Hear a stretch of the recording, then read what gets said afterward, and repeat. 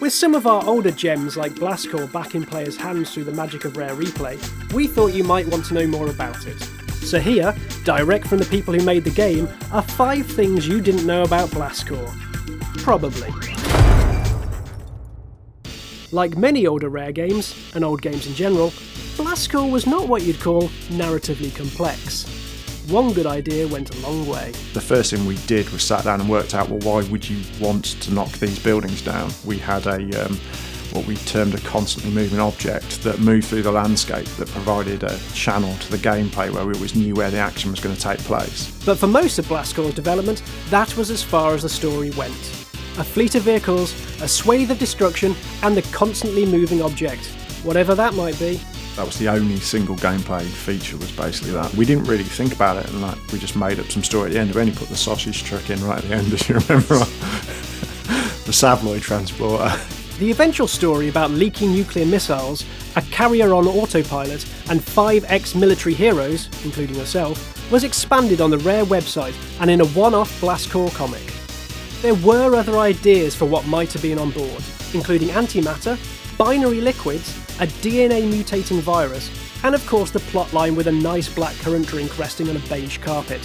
If the carrier hit a wall, your drink went over, there was a stainage, it was a disaster! Get Blastcore on the phone right now! But for whatever reason, that pitch didn't get too far. Shame, really. In the making of Blastcore, we showed some of the unused vehicle concepts that just didn't find a place in the flow of the game. Among the wilder ideas, there was one in particular that, for some reason, everyone on the team remembers.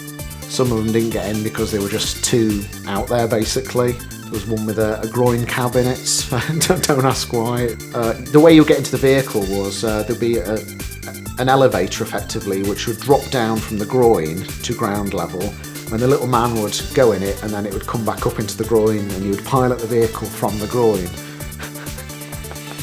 So why didn't the groin cab make it into the final game? That's one of the real mysteries. It was just a walking vehicle, and you just happened to be piloting it from the groin. For a game about the threat of nuclear devastation, Blastcore has a surprisingly varied soundtrack. Is it possible to pick a favourite? One that perhaps made more of a lasting impression than others? Someone who might know is the man who composed all of them. My personal favourite track from back then has got to be Simeon Acres. It had a banjo in it, which at the time no one had done, and suddenly all our games had banjos in, so I was quite proud of that.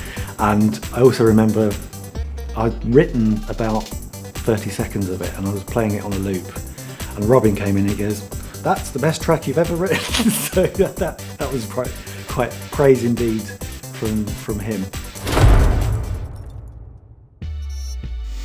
Time to get moving.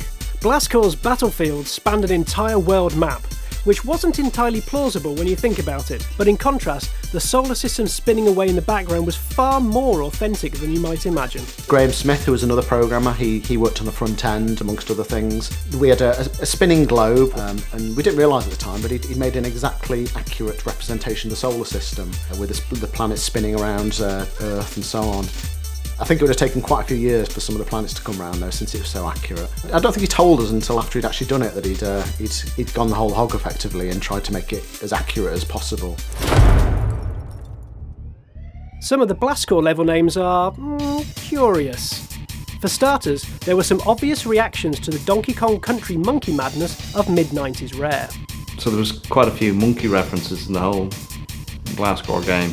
Simeon Acres was the first level, and then Baboon Catacomb, Gibbons Gate. Meanwhile, Havoc District was a holdover from the game-changing names from Heavy Duty. As Backlash was already branded with the initials HD, the team tried to find other titles that might fit. It didn't work out, but one of the names was kept on for this level at least. Moraine Chase was a random reference to British sitcom actress Lorraine Chase. As it turned out, she had played one of the designer's previous games on UK TV series Games Master. So with that intense emotional connection in place, the name stuck. And then there were Skerries. What was that about? One of the levels in Glasgow is called Skerries, which I completely forgot about, which is the town I'm from and home in Ireland. Quite amusing that Martin put it in there. Also worth noting that many of the bonus race levels were based on real-life Formula 1 tracks, made much more interesting by the chance to charge around them in a bulldozer. So there you go. And we didn't even mention how the game was almost D-pad only, or some of the speech samples we just couldn't use. Maybe another time, but for now, thank you for watching, and we hope you've learned something. If Blastcore does come up in the pub quiz, we've got your back.